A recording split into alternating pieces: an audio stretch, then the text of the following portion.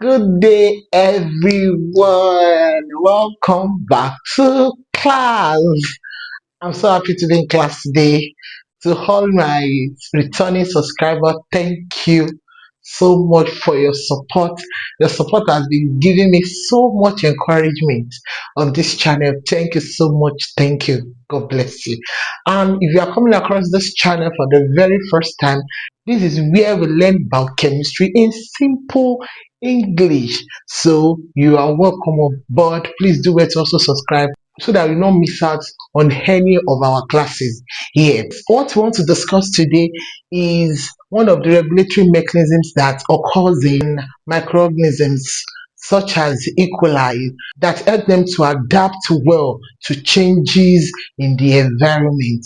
In previous classes, we discussed about catabolite repression, we discussed about lactose operon, and under catabolite repression, that was where we said that as long as glucose is present in the medium, the bacteria will prevent the uptake of glucose because it is the cheapest form of energy they could get. They could metabolize that one easily and straightforward.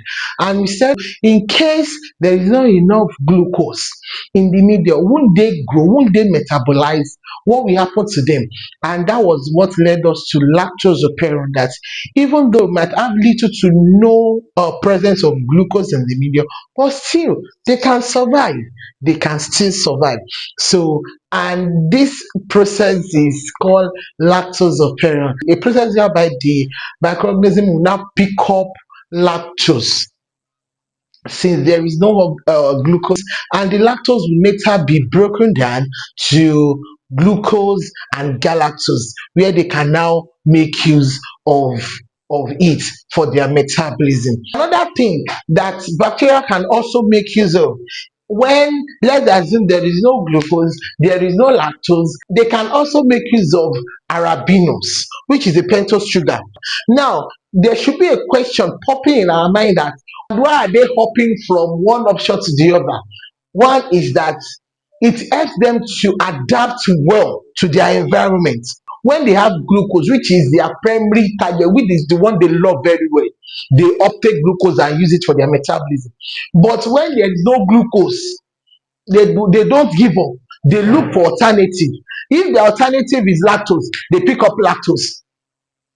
And when they pick up lactose, that is when they on the lactose operon in which we help in breaking down the lactose to glucose and galactose. Now let's even assume that there is no lactose there.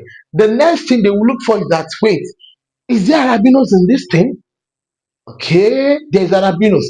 Then they switch on the Arabinose Operon. Isn't that interesting? Arabinose is a 5 carbon sugar.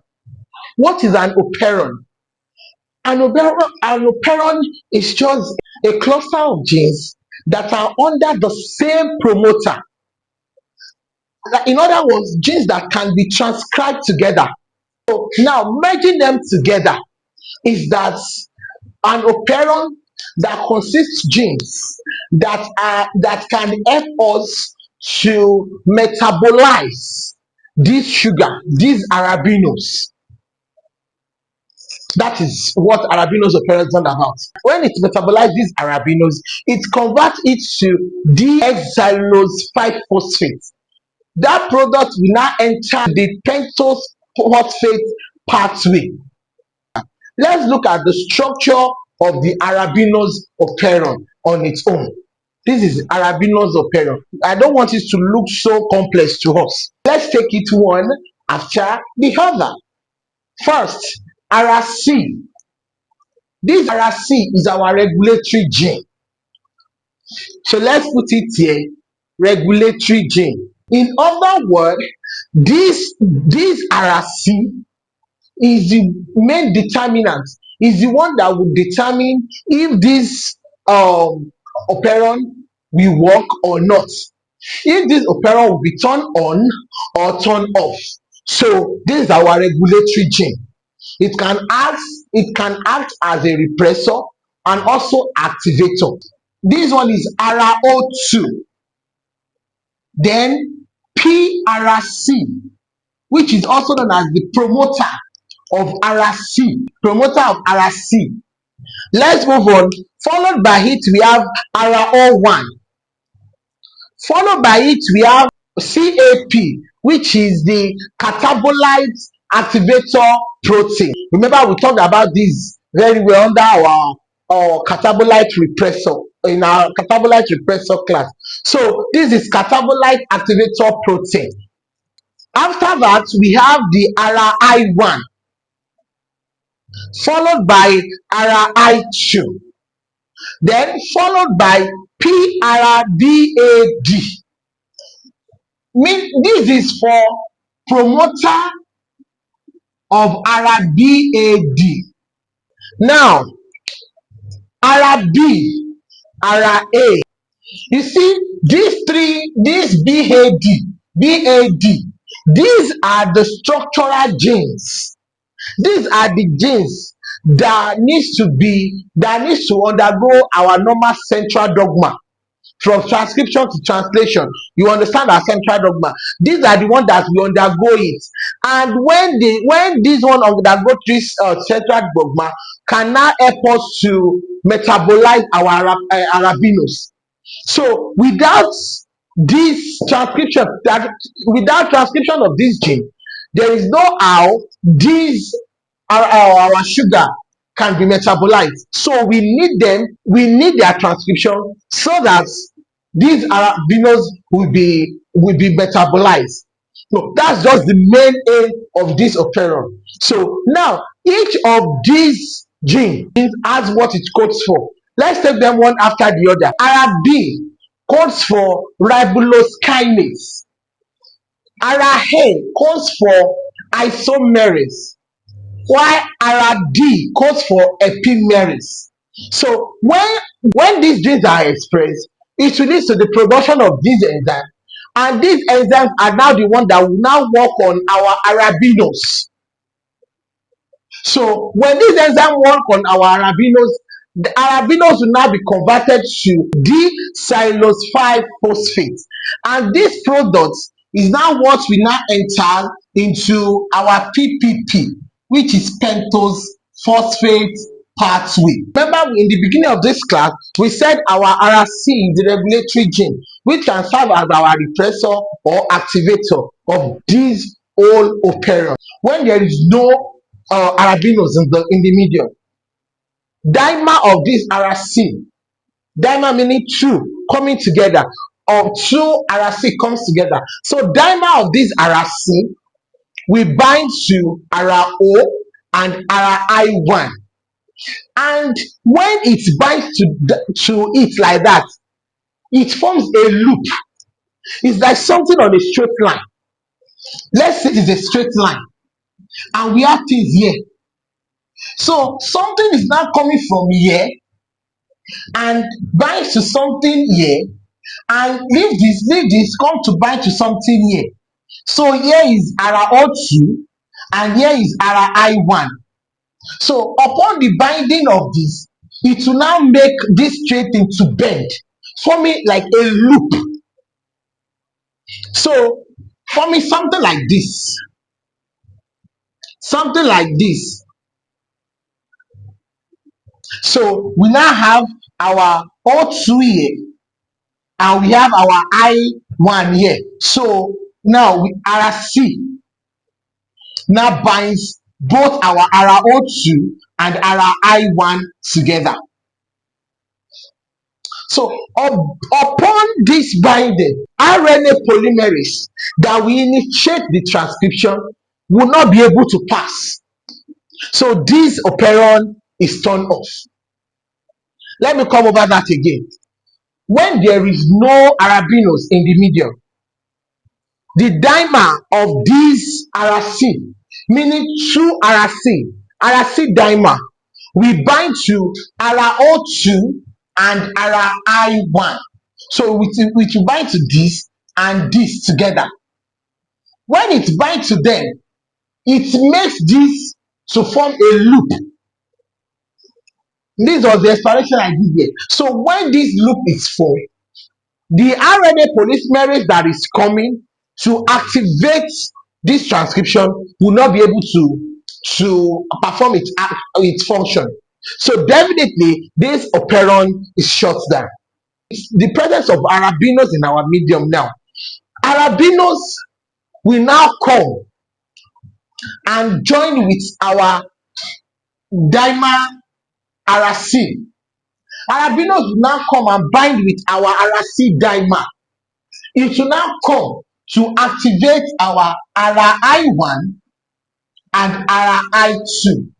So here we have aracid, aracid joining with this, aracid joining with this. So when dimer of aracid joins with RI1, RI2, then no loop is formed. So since there is no loop, there is no formation of loop, then RNA polymerase can now come and now start the transcriptions of these genes, giving us these enzymes. Do we understand? Let me come over that again. When there is arabinose in the medium, arabinose will bind to aracid dimer. So aracid dimer will now come and bind with RI1 and RI2. And when there is this binding, there is now change in conformation of this operon. There is change in its conformation. There is no more loop formation. So RNA polymerase can now start working and cause the transcription of this gene. Another thing that can activate this operon is that when there is low glucose, this, I need you to remember our class on catabolite repression.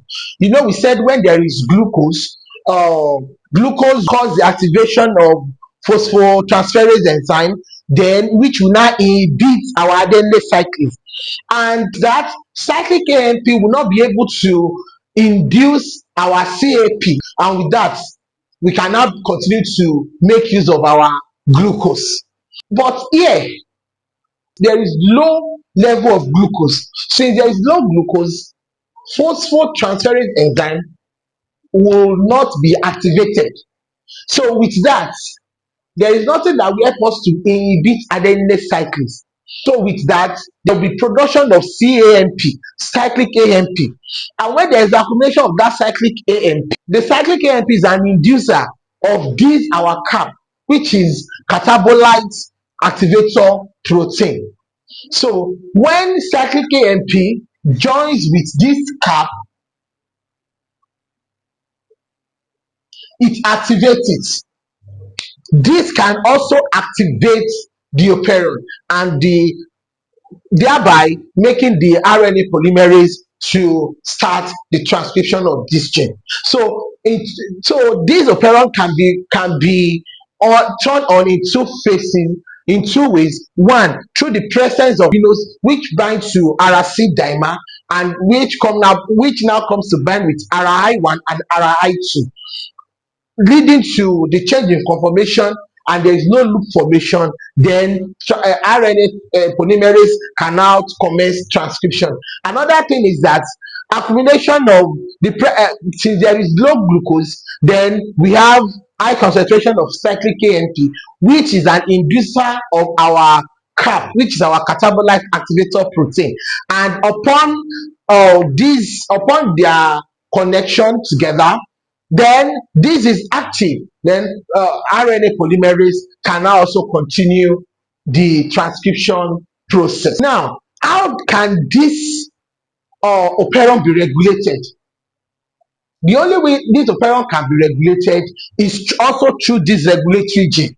Remember, I said this gene can serve as activator and also as a repressor.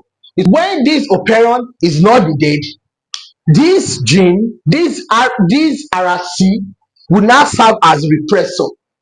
How will it do it? Is that it will now come and bind to RO1. RO1. So RC will come here to bind with RO1.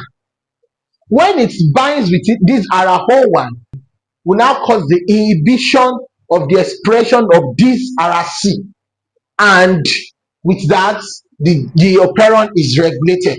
And most of the time this RC, it's always not in high concentration. In case we now have high level of that RC, it will now be regulated by binding to RHO1, and with that inhibiting the expression of itself. I hope we understand everything about Arabinose Operon very well. Now, for those of us that have not checked out the previous class on Catabolite Repression, Lactose Operon, I will try and leave the link in the description so that you can check out those classes, and that will help you to understand this gene regulation mechanism very well. With this, we've come to the end of today's class. See you guys in the next class. Bye bye.